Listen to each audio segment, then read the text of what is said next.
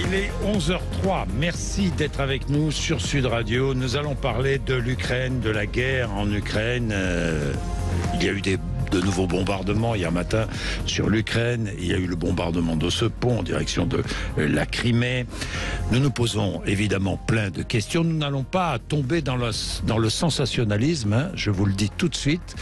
Mais j'attends vos témoignages, 0826 300 300. Comment regardez-vous cette guerre? Comment la vivez-vous? Dites-nous. Enfin, vous la vivez à distance. Nous la vivons heureusement à distance. Pour parler de l'Ukraine et de la situation, nous avons trois invités. Alors, par ordre alphabétique, Alexandre Jevakov, ancien conseiller ministériel, historien, auteur de De Gaulle et la Russie aux éditions Perrin. Bonjour Alexandre Jevakov. Bonjour Monsieur Bourdin. Merci d'être avec nous. Nous avons Guillaume Laganne, qui est spécialiste des questions de défense et de relations internationales de l'Ukraine et de l'OTAN, maître de conférence à Sciences Po. Bonjour. Bonjour Monsieur Bourdin. Merci d'être avec nous. Et Bruno Tertrais, qui est directeur adjoint de la Fondation pour la recherche stratégique. Bruno Tertrais, bonjour. Bonjour Monsieur Bourdin. Bien, alors, j'ai plein de questions à vous poser. Tiens, je les liste, mes questions. Le conflit a changé de nature, c'est pas moi qui le dis, c'est Emmanuel Macron. L'escalade est inacceptable, dit le secrétaire général de l'ONU. Il ne faut pas avoir peur de Poutine, disent et répondent sans cesse les Ukrainiens.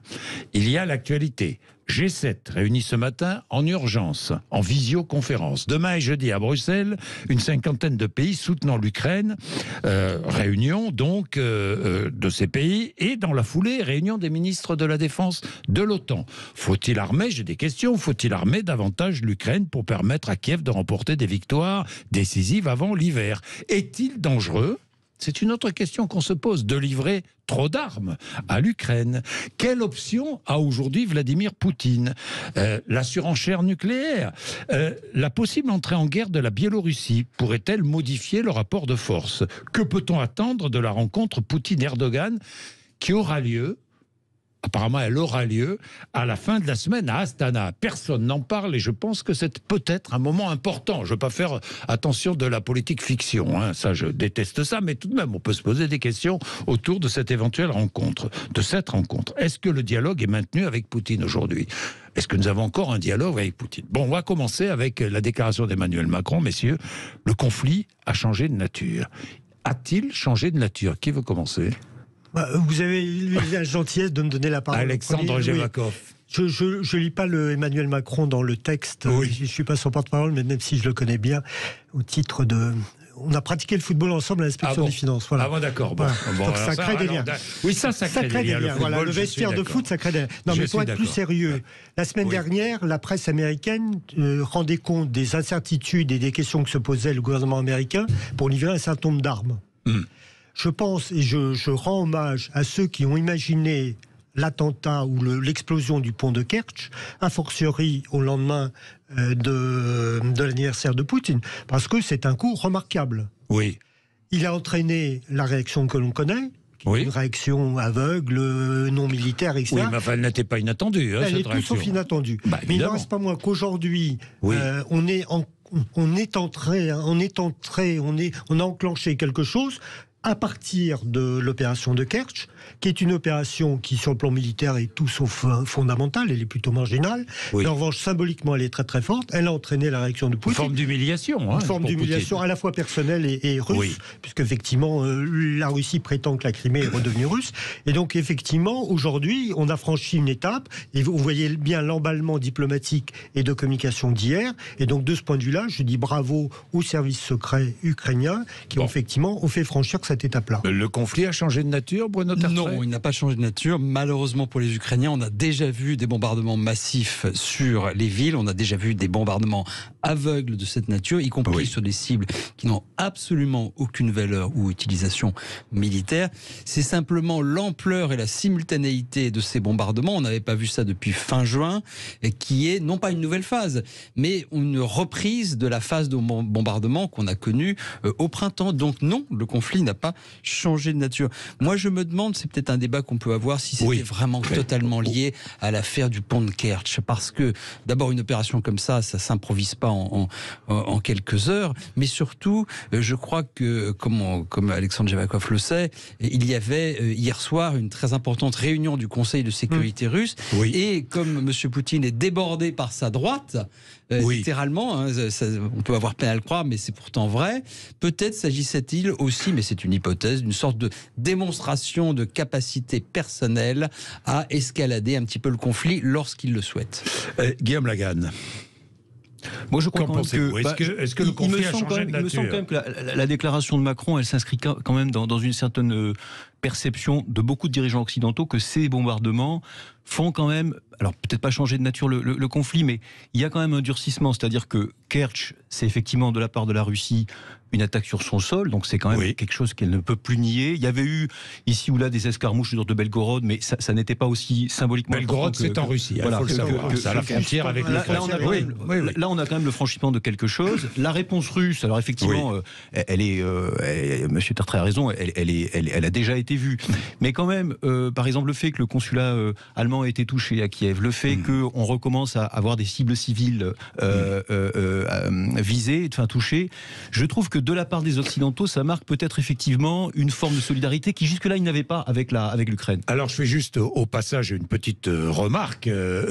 C'est vrai que les Russes nous ont dit qu'ils bombardaient des cibles énergétiques en Ukraine. En fait, ils bombardent un peu au hasard, peut-être parce que les missiles utilisés ou les drones utilisés ne sont pas très fiables. Bon, mais ça, c'est une parenthèse refermée. Quand j'entends le secrétaire général de l'ONU dire l'escalade est inacceptable, il y a escalade ou pas? Ou est-ce que c'est une déclaration?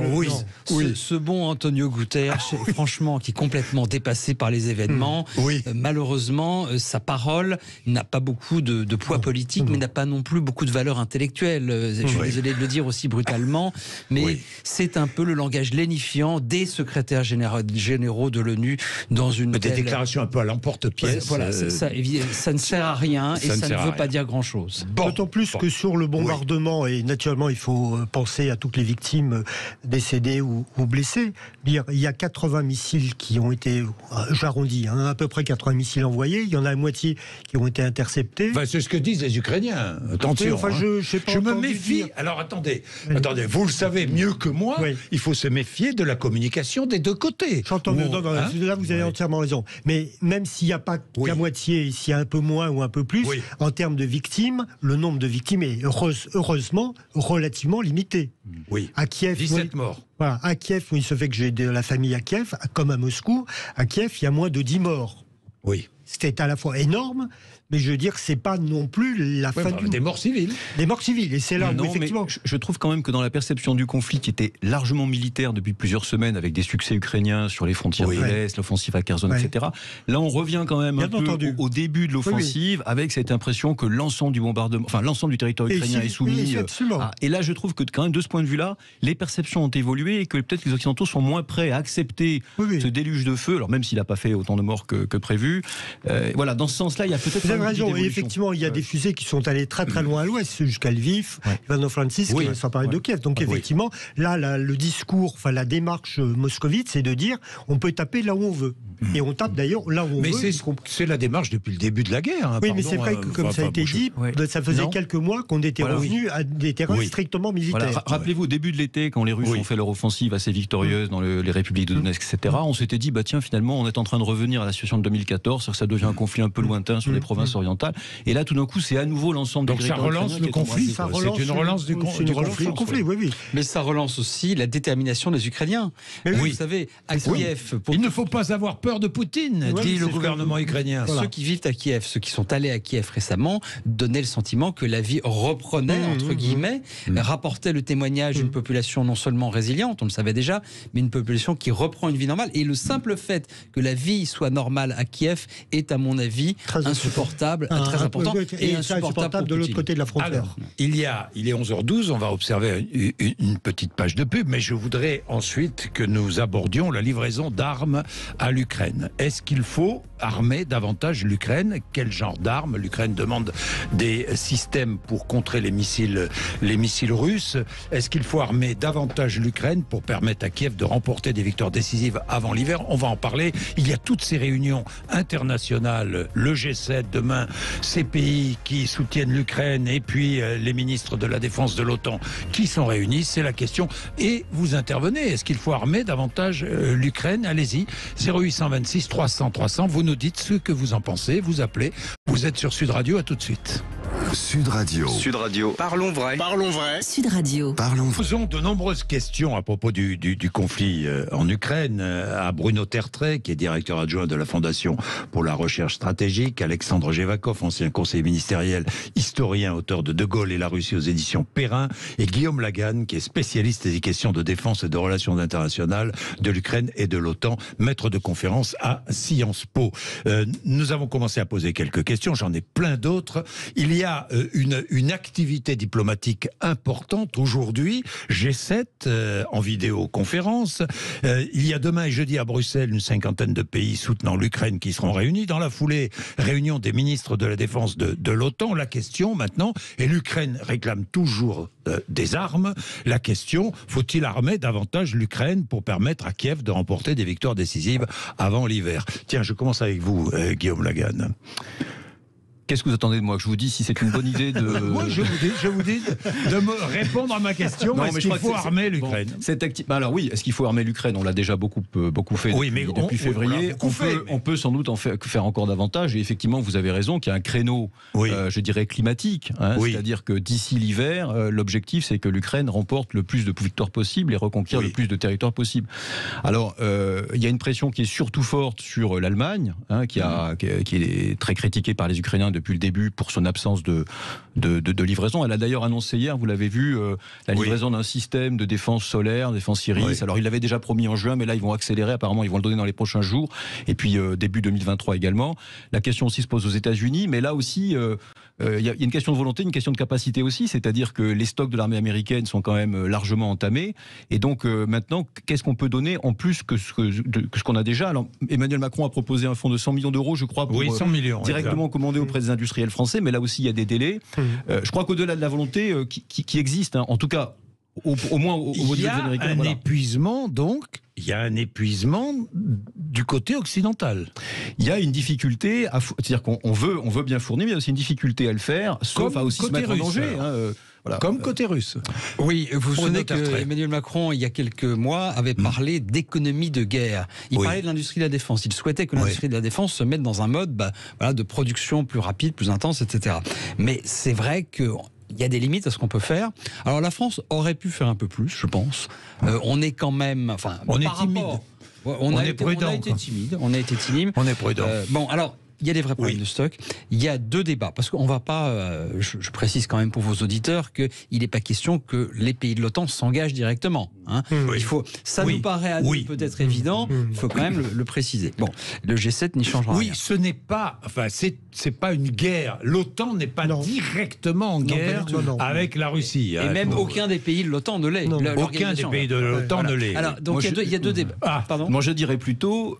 la Russie et les Occidentaux ont décidé de faire comme s'ils n'étaient pas en guerre. Oui, dans la réalité... Non, mais la réalité, c'est qu'il y a une assistance militaire. Quand vous produisez une assistance militaire, vous n'êtes pas belligérant. Vous n'êtes pas co-belligérant. Ça ne veut rien dire d'être co-belligérant. Il faut que les mots ont un sens. Nous avons une assistance militaire à un pays qui s'estime, à juste titre, je pense, en état de légitime défense. Ceci étant posé, il y a deux débats. La question sur... je sens que Guillaume Lagan n'est pas tout à fait d'accord. Non, mais sur le fond, je comprends bien sûr ce que vous dites. Effectivement, d'un point de vue purement juridique, nous ne sommes pas en guerre, il n'y a pas d'armée occidentale sur le sol ukrainien, etc.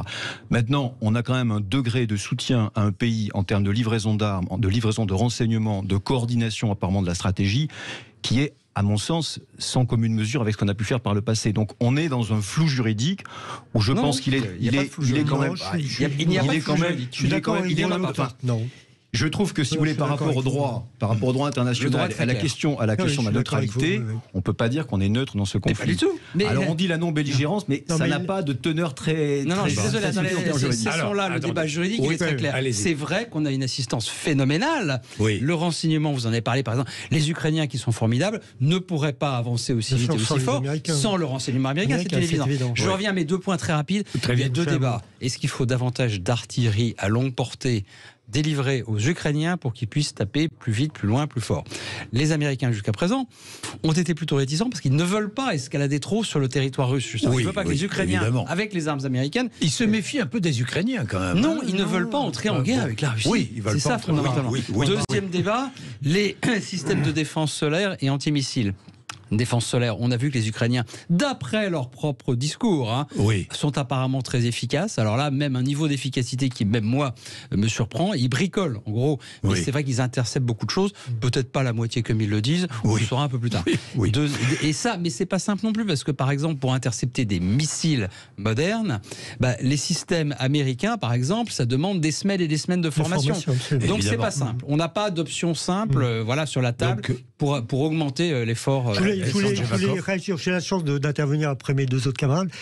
Sur la timidité française, je suis un peu moins sur la ligne de Bruno Tertrais. Je pense que si on interrogeait les militaires ou chefs d'état-major, ils considèrent, eux, qu'ils ont été au maximum de leur capacité. De ce qu'on peut faire, nous. Ce qui pose d'autres problèmes. Sans toucher nos stocks. Est-ce qu'on a touché nos stocks, d'ailleurs? Bien sûr qu'on a touché nos stocks.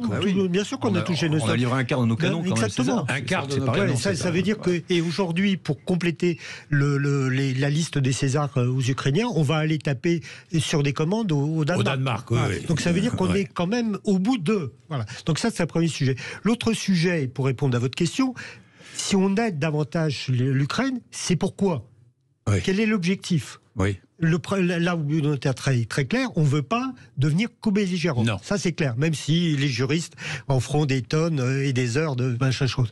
Il n'en reste pas moins que derrière, Zelensky dit « je veux reconquérir tout, y compris la Crimée ». Est-ce que, au sein de l'OTAN, au sein du G7, on est d'accord avec ça? Oui. Je ne suis pas certain de cela. Je ne suis pas certain. Alors, justement, vous abordez, c'est très bien, vous m'avez tendu la perche pour ma prochaine question, elle est toute simple. Est-il dangereux de livrer trop d'armes à l'Ukraine? Certains le disent. Y a-t-il un danger pour le futur? Je ne parle pas dans l'immédiat, mais pour le futur. Là, on est en train de faire de l'Ukraine une armée extrêmement bien équipée, qui sera peut-être l'armée la plus efficace du continent européen. Elle sera à la fois très bien équipée de matériels occidentaux et vraiment formée à la guerre, comme aucune armée ne l'est aujourd'hui. Alors effectivement, comme ça a été dit par M. Javagov, il y a une question qui est dans quel but? C'est-à-dire où place-t-on nos objectifs de guerre? Est-ce que c'est revenir à la situation de février 2014? Est-ce que c'est, comme les Ukrainiens le disent, reconquérir l'ensemble de leur territoire? Est-ce que c'est même parfois ce qu'on entend déstabiliser le régime russe et obtenir un changement de régime en Russie? Il y a quand même une variété d'objectifs et là on reste, je pense, un peu prudent sur le sujet parce qu'il y a, y compris au sein des Occidentaux, des divisions sur l'objectif recherché. Oui, c'est vrai, et je pense que le jour où les forces ukrainiennes taperaient à la porte de la Crimée, ce qu'ils ont déjà d'ailleurs commencé à faire, le consensus au sein des institutions internationales serait un petit peu moins facile. Il n'en reste pas moins que, premièrement, l'objectif collectif du G7, de l'Union européenne, de l'OTAN, c'est quand même de dire l'Ukraine a le droit de recouvrer son entière souveraineté et intégrité territoriale. Donc, sur l'objectif final théorique, on est tous d'accord. Et que par ailleurs, aujourd'hui, je précise quand même que si certains excités du côté de la Pologne ou des Pays-Baltes ont des déclarations à l'emporte-pièce sur le régime russe, les objectifs officiels du G7, de l'Union européenne, de l'OTAN, c'est absolument pas, mais alors pas du tout, le changement de régime en Russie. Mais alors absolument pas. Il faut pas personne, à part Zelensky et Volodymyr Zelensky, alors, évidemment. Il y a un point très important sur Zelensky, parce que ça nous amène à la diplomatie. Ce que Zelensky dit depuis plusieurs semaines, depuis quelques mois en fait, c'est qu'il n'est plus possible pour lui de négocier avec la Russie de Poutine. La Russie de Poutine. Et on peut le comprendre. Franchement, quand on voit ce qui leur est arrivé depuis 8 mois, il dit non, c'est plus possible, je ne peux plus négocier avec lui. C'était possible en mars, avril, ça aurait été éventuellement possible. Oui. Et donc, ça veut dire que soit il n'y aura pas de négociation, soit il y aura une négociation avec la Russie sans Poutine. Eh bien, vous me conduisez, là encore, à la question que Frédéric va vous poser. Frédéric est médecin à Paris et je vais prendre Frédéric juste après la pub, il est 11h26. Frédéric qui nous dit, il faut rentrer dans des négociations avec Poutine. Si on laisse s'isoler, nous pouvons craindre le pire. Mais comment négocier? Aujourd'hui, je ne vois pas où se trouve le début de la moindre négociation. À moins que cette rencontre avec Erdogan puisse faire avancer peut-être quelques... Je ne sais pas. Enfin, nous allons en parler. 11h26, vous êtes sur Sud Radio, tout de suite. Sud Radio Parlons Vrai chez Bourdin, 10h30, 12h30, Jean-Jacques Bourdin. Bien, parlons vrai sans parti pris avec des intervenants qui savent de quoi ils parlent. J'aime bien cela. Frédéric est à Paris. Bonjour Frédéric. Bonjour Monsieur Bourdin, bonjour l'équipe. Vous êtes médecin. Nous avons 3 intervenants de grande qualité qui sont prêts à vous répondre, Frédéric. Oui. Alors allez-y. Merci beaucoup de me donner la parole. Oui, je vous ai écouté, je rejoins tout à fait vos analyses, elles sont très pertinentes, mais si vous voulez, comme vous d'ailleurs, j'essaye de me projeter, et je me dis que dans tout conflit, il faut à un moment ouvrir la porte. On ne peut pas rester bloqué sur les causes du conflit en Europe. On a l'habitude, nos frontières ont quand même souvent été cause de conflits depuis quelques siècles. À un moment, il faut ouvrir les négociations. Alors comment peut-on faire? Qu'est-ce qu'on peut ouvrir comme porte pour que et M. Poutine et M. Zelensky acceptent de se mettre autour de la même table, même si l'un traite l'autre de tous les noms. Mais ça, ça fait partie du jeu. Je crois que il me semble, quand je vois, moi, les relations internationales que j'ai dans mon domaine, que la France a quand même une voix qui porte, qui est écoutée. Je crois savoir que M. Macron n'a jamais cessé de parler à M. Poutine, comme il parle à M. Zelensky. Et on a certainement, nous les Alors Français... vous voulez demander à nos intervenants quelle lueur d'espoir ils voient poindre à l'horizon. Écoutez, Frédéric, on va leur demander, et je m'appuierai quand même sur cette rencontre Poutine-Erdogan. Moi, je vous dis ça parce qu'elle va avoir lieu, donc, si j'ai bien compris, à Astana, au Kazakhstan, à la fin de la semaine. Hein. C'est bien cela. Hein. Or, je pense qu'Erdogan fait tout, mais tout ce qu'il peut pour être l'homme capable de débloquer la situation. Évidemment, pour lui, ce serait un succès diplomatique tel qu'après, il serait incontournable à la fois pour Poutine, pour la Russie et pour l'Occident. Écoutez, Bruno Tertrais. La Russie nous considère désormais comme un adversaire. L'ambassadeur de France en Russie a été convoqué au Kremlin la semaine dernière. Emmanuel Macron a fait ce qu'il pouvait, il en a pris acte, ça n'a pas donné de résultat. La Turquie est dans une position différente, elle peut parler à Poutine de manière différente. Je suis sûr que vous dites que effectivement M. Erdogan aimerait être le faiseur de paix, oui. Il ne le sera pas. M. Poutine, chaque fois qu'on lui a ouvert une porte depuis le 24 février, il l'a claqué à la figure des uns et des autres. Tout ce qu'on peut éventuellement obtenir, je grossis à peine, je grossis un petit peu le trait, mais franchement, ça n'est pas... ça n'a pas été faute de lui présenter des options. Et puis il y a quand même une chose, c'est qu'il ne faut pas oublier, pour moi il y a une différence entre un adversaire et un ennemi. Je me place du point de vue des Ukrainiens. Un adversaire, on négocie avec lui. Un ennemi, on veut le détruire. Pourquoi ? Parce que lui veut vous détruire. Et les Ukrainiens ne peuvent plus aujourd'hui, je le redis, négocier avec la Russie de Poutine. C'est seulement s'il y avait une sorte de... Mais enfin, les Ukrainiens, si on les oblige, mais on ne peut pas les obliger. On peut plus les obliger. Je peux vous dire que même si on cessait aujourd'hui toute assistance militaire occidentale, ce qui n'arrivera pas, eh bien, dans ce cas, les Ukrainiens se disent très bien, on se battra tout seul. Je peux vous dire que c'est aujourd'hui l'état d'esprit dans lequel ils le sont. Alors, peut-être qu'on peut éventuellement avoir... Il n'y a aucun espoir. Vous répondez à Frédéric qu'il n'y a pas d'espoir. Je ne donne pas d'espoir de solution diplomatique aujourd'hui, je le confirme. La seule chose, éventuellement, que M. Poutine, s'il était malin, et il ne l'est pas toujours, pourrait proposer, c'est, on va proposer un cessez-le-feu temporaire. Pourquoi ? Parce que ça pourrait être à son avantage. Erdogan serait ravi, ça gagnerait des points diplomatiques pour la Russie, mais ça serait, vous savez, c'est un petit peu ce que le Hezbollah appelle la Houdna. La Houdna, c'est le cessez-le-feu temporaire. On ne peut pas vous détruire tout de suite, on va reprendre des forces pour vous détruire un petit peu plus tard. C'est la seule chose qui est concevable aujourd'hui. Vous êtes d'accord, Guillaume Lagan ? C'est-à-dire, oui, bien sûr, je suis d'accord. Aujourd'hui, il n'y a aucun espoir de négociation. Aujourd'hui, pour l'instant, c'est la voie des armes, c'est-à-dire que les opérations continuent sur le front tant que les adversaires n'auront pas considérer que cette voie militaire est bouchée, ils parleront pas. Pour terminer un conflit, il y a toujours deux manières. Soit vous discutez, vous trouvez un compromis, soit vous êtes battu. Là, aujourd'hui, la position des Ukrainiens, c'est de dire on peut avoir une victoire, on peut battre les Russes. Donc, ils n'ont pas vraiment intérêt à négocier dans cette position-là. Et côté russe, effectivement, c'est quand même compliqué pour les raisons qu'on expliquait tout à l'heure. C'est compliqué pour Poutine, dont tout le pouvoir depuis 20 ans a été constitué sur ses succès militaires, d'avouer une défaite et de maintenir son gouvernement. Moi, je crois qu'effectivement, on n'est pas encore dans une situation de compromis, sauf peut-être, alors effectivement, si M. Erdogan trouve des arguments. Mais enfin, Astana, pour lui, c'est quand même des mauvais souvenirs. On a beaucoup discuté à Astana de la Syrie. On ne peut pas dire que la Turquie ait réussi à stabiliser sa situation là-bas. Donc le conflit, il a raison, il va terminer, mais ça peut aussi durer longtemps. En Syrie, on a eu 10 ans de conflit. Oui. Un mot sur le débat, enfin la rencontre prochaine entre Erdogan et Poutine. Oui. Donc, j'attends pas grand-chose de cette rencontre. Mais en revanche, il faut laisser tomber aucune opportunité. Mais oui, c'est clair. Mais oui. C'est vrai que pour Recep Erdogan, qui est en campagne électorale et qui pour l'instant est mal barré pour être élu président turc, effectivement, il essaie au maximum de faire le reste de cette affaire-là. Pour répondre à la question de notre auditeur, à un moment ou un autre, il faut négocier. Mais comme dans d'autres domaines, pour négocier, il faut être deux. Voilà. Et aujourd'hui, on l'a entendu, on l'a dit, le président Zelensky ne veut pas négocier avec la Russie de Poutine. Donc, comment fait-on ?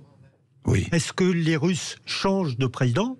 Ou est-ce qu'on trouve une autre solution miraculeuse ? Et je pense que l'un des débats du G7 et l'un des débats à la fois à Washington et ailleurs, c'est comment fait-on pour effectivement avancer sur le terrain militaire, mais sans renoncer complètement à la solution diplomatique, qui sera in fine la seule solution. Bien, merci Frédéric. Patrick est à Paris, ingénieur à la retraite. Bonjour Patrick. Bonjour. Bonjour Patrick, qu'est-ce que vous avez envie de dire ? Allez-y. Je dirais qu'armer l'Ukraine, ce serait aller dans le sens de la revanche de Yalta, où, rappelons-nous, la France n'a pas été invitée à participer. Ce serait partir dans l'escalade de la guerre et personne n'y gagnerait. Je pense. Elle est déjà là, la guerre, Patrick. Nous, pas pour nous, mais pour les Ukrainiens et les Russes. Une guerre plus importante entre d'autres pays et. Je parlais de l'Europe occidentale, les États-Unis, peut-être même la Chine, si elle voulait s'y mêler. Mais je pense que la politique la plus sage serait de tenter de transformer l'Ukraine en zone neutre. Oui, mais par exemple, si la France était attaquée, est-ce que vous accepteriez que la France soit transformée en zone neutre ? Jusqu'à présent, on nous a tenus dans le silence, tous les politiques, on nous a tenus dans le silence depuis 10 ans concernant cette problématique en Ukraine. Actuellement, il faut négocier et c'est le rôle des diplomates. Oui, mais Patrick, négocier, on impose une négociation à un peuple qui veut garder sa souveraineté ? Et imaginons, vous pensez, nous, que si nous étions en guerre, on accepterait qu'on nous impose une neutralité contre notre volonté de souveraineté ? Je dirais, comme dirait le général de Gaulle, la politique, c'est une question d'intérêt. Mais justement, de Gaulle, lui, il s'est battu. Il s'est battu, mais enfin bon, il avait des vues déjà à long terme. Mais l'intérêt, disons, des peuples, c'est la paix. Aussi bien en Ukraine qu'en Russie et que dans l'Europe occidentale. Alors, Guillaume Lagarde veut vous répondre. Non, Patrick. mais cette idée de la neutralité, elle est intéressante parce que, effectivement, c'est une idée qui a été largement poussée par la Russie depuis une vingtaine d'années, même depuis 30 ans, depuis que l'Ukraine elle est devenue indépendante. Mais si vous voulez, le problème, c'est que la neutralité pour la Russie, c'est pas exactement la neutralité telle qu'on pourrait nous l'imaginer. Ça veut dire quand même, en réalité, une soumission au pouvoir russe, à la fois dans le système politique. C'est-à-dire une Ukraine biélorusse, quoi. Exactement, une Ukraine biélorusse. La Biélorussie, elle a d'ailleurs récemment sorti de sa neutralité. Elle a dit qu'elle pouvait acquérir des armes nucléaires et elle s'engage de plus en plus côté de la Russie. Donc en réalité, on a un peu un choix binaire là. Il n'y a pas une solution idéale qui serait entre les deux où l'Ukraine pourrait vivre heureuse sous la supervision de la Russie. Et du côté ukrainien, je pense qu'ils ont aussi ce sentiment qu'au-delà de la neutralité, c'est un choix de société. Est-ce qu'ils rejoignent finalement l'Occident ou est-ce qu'ils restent dans la catégorie des pays sous soumission ex-soviétique ? Oui. Sur la neutralité, il faut peut-être se souvenir de la manière dont l'URSS a imposé la neutralité à la Finlande. Et effectivement, je ne suis pas sûr que les Finlandais en gardent un souvenir très très positif. Et à la première occasion, ils sont sortis de cette neutralité. Donc voilà. En revanche, l'autre point sur lequel je voulais rebondir, c'est effectivement peut-être la novation des derniers jours, c'est ces annonces biélorusses. Alors que je ne sais pas si c'est du lard ou du cochon, mais si effectivement les Biélorusses et l'armée biélorusse intervenaient, ça serait quand même une innovation à la fois stratégique et tactique, parce que ça obligerait l'armée ukrainienne à redéployer une partie de ses forces sur la frontière nord, et ce qui est tout sauf marginal. Bruno Tertrais. En fait, Poutine essaie de reprendre l'avantage avec deux décisions. La décision de bombarder massivement les populations civiles ukrainiennes, sans dire d'ailleurs, il n'a pas escaladé politiquement. C'est intéressant parce qu'il n'a pas dit c'est la faute de l'OTAN, je suis en guerre contre l'OTAN. Ce discours-là qu'il avait déjà repris. Il n'a rien dit. Il n'a rien dit là-dessus. Il a dit c'est l'Ukraine, c'est les, entre guillemets, les terroristes ukrainiens. C'est intéressant. Ça veut dire qu'il a aussi les moyens de se contrôler. Deuxième décision, c'est de mettre en jeu la Biélorussie, c'est-à-dire il a forcé la main à Loukachenko, qui est dans les faits son affidé, parce qu'il est totalement dépendant de Poutine. Mais attention. Si vous croyez que l'armée bélarusienne va, comme d'un seul homme, se mettre en guerre sur l'ordre de Poutine pour entrer en guerre en Ukraine, je peux vous dire que les difficultés que Poutine a actuellement avec son recrutement, ça va être multiplié par 10 au Bélarus. La Biélorussie, il ne faut quand même pas oublier que c'est un pays qui s'est mobilisé massivement, c'est vrai, il y a contre le pouvoir de Loukachenko, contre la réélection frauduleuse de son président.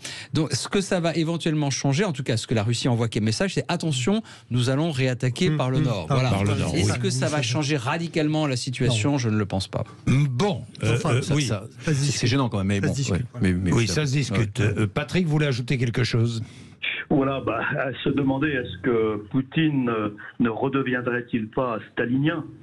C'est aussi la question que je me pose. Parce que rappelons-nous, Staline avait importé des populations russes en Ukraine. C'était un moyen pour russifier tous les pays satellites. Je crois qu'il n'en est pas encore jusque-là dans le discours qu'il a récemment tenu là, sur la mémoire. Enfin, attendez, des Russes, pousser des Russes à aller s'installer en Ukraine, mon propos c'était juste sur Staline. Le cas dans l'est de l'Ukraine. Disons qu'il hésite encore dans le discours public à revendiquer l'héritage de Staline. Voilà, il considère pas beaucoup. Enfin, il est l'un de ceux qui ont quand même très valorisé le rôle du maréchal Staline et pendant la Deuxième Guerre mondiale. Bien sûr. Exact. Qui avant lui était quand même beaucoup moins mis sur le podium. Donc je faisais référence à un discours dans lequel il dit la semaine dernière que il s'inscrit dans une longue lignée de dirigeants russes, mais que pour Lénine et Staline, il y a encore un débat. C'est Lénine.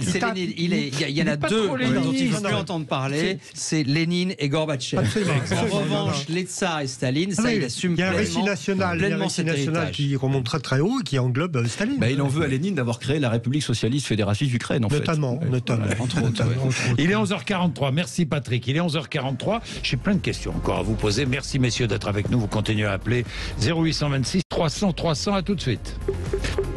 Réagissez maintenant au 0826 300 300. Sud Radio Parlons Vrai chez Bourdin. Nos trois invités pour les 10 dernières minutes de cette émission, Alexandre Jevakov, qui est ancien conseiller ministériel, historien, auteur de Gaulle et la Russie aux éditions Perrin, Guillaume Lagan, spécialiste des questions de défense, de relations internationales de l'Ukraine et de l'OTAN, maître de conférence à Sciences Po, et Bruno Tertrais, qui est directeur adjoint de la Fondation pour la recherche stratégique. J'avais envie de vous parler des États-Unis. Parlons vrai, c'est le titre de cette émission, et moi, je constate quand même que les États-Unis voient quoi ?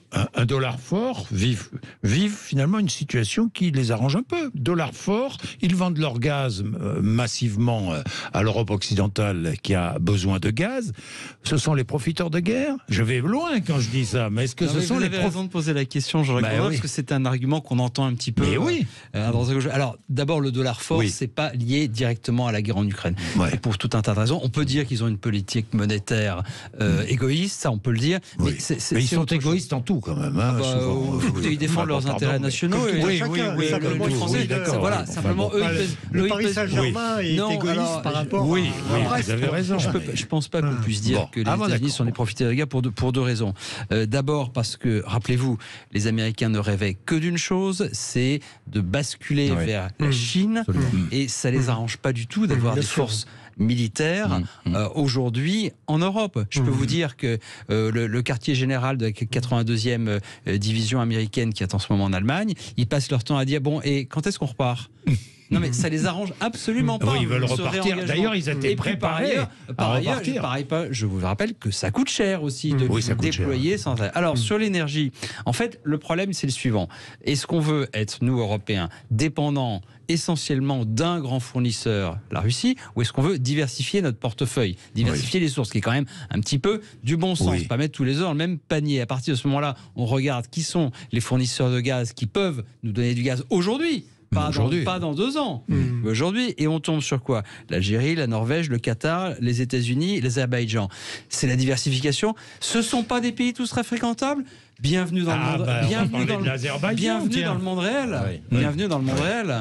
Non, moi je suis tout à fait d'accord avec ce qu'a dit Bruno Tertré. Je pense que les États-Unis profitent de la guerre, dans le sens où la situation effectivement elle est moins pénible pour eux, parce que ils sont isolés géographiquement de l'Europe, ils sont pas dépendants du gaz russe, etc., etc.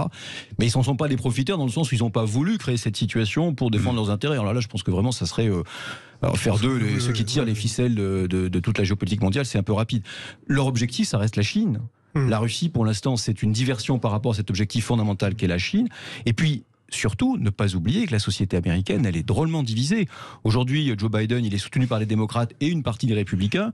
Mais quand vous écoutez beaucoup d'élus trumpistes, ils sont en train de dire qu'est-ce qu'on fait en Ukraine et pourquoi ne pas s'accorder avec la Russie. Et les midterms vont être très importants. Ceux qui profitent de la guerre, c'est naturellement l'industrie de la défense américaine. Oui. Parce qu'effectivement, les stocks américains, des armées américaines sont très réduits et donc il faut les renouveler, les refiler, comme on dit en bas breton. Voilà. Et donc ça, effectivement, c'est un effet keynésien qu'on connaît. Et puis le temps en profite. Le temps, il y a, comme disait Emmanuel Macron, il y a quelque temps, était amorcé à Voile, et c'est vrai qu'il a été recréé. Voilà. Et donc là, il y a effectivement une renaissance qui est indiscutable. Alors, j'ai une dernière question. Vous parliez de l'Azerbaïdjan. Dites-moi, ça veut dire qu'on est d'accord pour acheter du gaz à l'Azerbaïdjan qui va tuer des Arméniens en Arménie, et on n'est pas d'accord pour acheter du gaz russe. Dites-moi, c'est curieux, ça, non, mais je comprends qu'on pose c'est une question parfaitement légitime.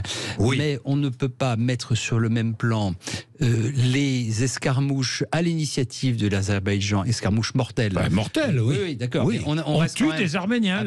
Les Azéris tuent des Arméniens. C'est vrai, mais franchement, il faut rappeler quand même aussi que l'Arménie a occupé. C'est l'inverse. L'Arménie a occupé. C'est factuel. Même Emmanuel Macron le disait, même si la France traditionnellement soutient l'Arménie. C'est l'Arménie qui occupait une partie du territoire azerbaïdjanais. C'est pas l'inverse. C'est comme ça. Et donc aujourd'hui, non mais attendez, c'est infiniment plus complexe. Non. Au contraire, j'allais dire, j'étais d'accord avec vous, y compris d'un point de vue du droit international. Absolument. On était le Haut-Karabakh, qu'on le veuille ou non, c'est sur le territoire de l'Azerbaïdjan et c'était effectivement occupé par l'Arménie. Et puis on n'est quand même pas, quand je parlais d'escarmouches, évidemment, le mot est un peu faible, mais on n'est pas dans une situation d'invasion massive d'un territoire dont vous avez reconnu les frontières précédemment. Donc le parallèle va pas très loin quand même. Donc on ne peut pas établir ce parallèle. Ça me paraît excessif. Donc on doit continuer, c'est bon. On achète du gaz à l'Azerbaïdjan, il faut continuer, quoi. Parce on n'a pas d'autre solution. Si on commence à regarder la liste de tous nos fournisseurs de gaz et de pétrole, vous n'allez pas non plus beaucoup trouver de démocratie suisse. À part la Norvège, on n'achète nulle part. À part la Norvège. La Norvège qui continue d'ailleurs à vendre son gaz un peu cher. Alors le problème, c'est un problème de marché. Quand on parle de profiteurs de gaz, justement, c'est un bon sujet, mais on ne peut pas dire qu'ils en profitent pour fixer un prix élevé parce qu'il y a là-dedans. C'est que si vous êtes un grand fournisseur, vous êtes obligé de respecter en gros les règles du marché, sinon vous disparaissez en tant que fournisseur. Donc c'est pas eux qui fixent le prix, c'est le marché qui fixe le prix pour le meilleur ou pour le pire. Alexandre Djevakov. Non, je voulais simplement sur l'affaire entre l'Arménie et l'Azerbaïdjan dire que si on achète et si on continue d'acheter du pétrole aux Azéris ou aux Azerbaïdjanais, ça n'empêche pas que la France a une responsabilité historique et actuelle à intervenir dans le conflit entre les deux pays. Oui. Voilà, oui, mais enfin, traditionnellement, celui qui règle ces conflits, c'est Poutine. Oui. Dans la région. Là, il s'est planté. C'est très intéressant. Pourquoi ? Voilà. Parce que au moment où il y a effectivement ces attaques azerbaïdjanaises, eh bien, l'Arménie appelle à l'aide Poutine en disant on a un traité de défense mutuelle. Et là, c'est notre territoire reconnu qui est attaqué. Alors, vous faites quoi ? Et la Russie dit non, on fait rien. Oui, alors justement, enfin, là, sans défendre Poutine, le Haut-Karabakh, c'était pas justement le territoire reconnu. Lui a dit. Non, mais là, je parle pas du Karabakh. Ah oui, d'accord. Je parle des événements il y a quelques semaines. Moi, je voudrais juste revenir sur le rôle de la France. Je pense qu'évidemment, il y a des liens très forts entre la France et l'Arménie à cause notamment de la diaspora, etc. Maintenant, dans le conflit, on est quand même allé très très loin, en tout cas dans le discours, avec beaucoup de collectivités qui ont reconnu l'indépendance du Haut-Karabakh, etc. Ça nous a quand même un peu mis en difficulté sur le plan régional. On était, je le rappelle quand même, membre du groupe de Minsk qui est censé trouver une solution à ce conflit. Un neutre qui s'engage très fort en faveur de... Oui, rien à voir avec l'autre. Un neutre qui s'engage très fort pour un côté contre l'autre, ça nous a quand même fragilisé. C'est sûr et certain qu'on est fragilisé, on est identifié. C'est-à-dire qu'on a choisi l'Arménie. On a choisi l'Arménie, mais voilà. Mais il n'en reste pas moins que même si on a choisi l'Arménie, ça ne peut pas nous empêcher de... Oui, d'essayer de régler le conflit. De faciliter les choses. D'ailleurs, aujourd'hui, comme il a été dit par M. Terdrel, les Arméniens aujourd'hui se posent quand même des questions sur leur relation avec la Russie, parce qu'ils ont été quand même très déçus du soutien ou de l'absence de soutien russe. Surtout l'absence. Et voilà. Mais pourquoi est-ce que Vladimir Poutine n'a pas soutenu l'Arménie ? Parce qu'il vous aura pas échappé qu'il a un petit peu les mains. Oui, il n'empêche. Il y a aussi. Parce qu'il y a une chose qu'il faut remarquer aussi, et ça n'a pas été tellement souligné, je trouve, dans la presse, c'est que il y a certains pays d'Asie centrale qui sont en train de pas lâcher Poutine, mais qui sont en train de se poser des questions. Le Kazakhstan, par exemple, qui est un pays important. Bien sûr, il y a tout ceci, mais il y a aussi le fait que dans le Caucase, la Russie rêve d'apparaître comme le pays qui stabilise, pas comme le pays qui prend parti pour l'un ou pour l'autre. Donc, les Arméniens ont mis Poutine devant ses propres contradictions, et la Russie, qui il y a 2 ans avait réussi à être justement à apparaître comme la force de stabilisation dans le Caucase, ne peut plus apparemment jouer ce rôle. Mais c'est vrai qu'aujourd'hui, l'obsession ukrainienne, elle affaiblit quand même la Russie sur l'ensemble de son étranger proche. Vous avez cité le Kazakhstan. Hier, la Kirghizie a annulé des manœuvres militaires qui étaient prévues avec la Russie. On sent quand même pas mal de signaux faibles ou forts d'ailleurs. Et même l'Ouzbékistan. L'Ouzbékistan qui, avec beaucoup de Russes qui ont fui la Russie, qui sont allés s'installer en Ouzbékistan. C'est-à-dire redécouper les frontières de l'ex-URSS pour ces pays, c'est quand même un peu inquiétant. Et oui. Est-ce que tous ces pays s'inquiètent ? Peut-être. Je pense qu'il y en a qui s'inquiètent de voir que le monde qu'ils ont essayé de construire depuis 30 ans est un monde beaucoup moins stable que ce qu'ils pensaient. Amis ou alliés de la Russie, adversaires ou clients de Moscou, ils voient que tout est en train de bouger. Et puis vous savez, on est dans un monde dans lequel on est humain, on n'aime pas les perdants. Et M. Poutine est en train d'apparaître de plus en plus comme un perdant. Et donc forcément, ça va s'accélérer. Merci beaucoup, messieurs. Alexandre Jevakov, Guillaume Lagan et Bruno Tertre. Merci d'être venu nous voir ce matin. Je pense que nous avons essayé de parler de la manière la plus impartiale possible, sans parti pris, ici en regardant la situation, en réfléchissant à cette situation. 11h56, Sud Radio. À tout de suite, un peu d'infos et nous nous retrouvons. Sud Radio. Sud Radio. Parlons vrai. Parlons vrai. Sud Radio. Parlons vrai.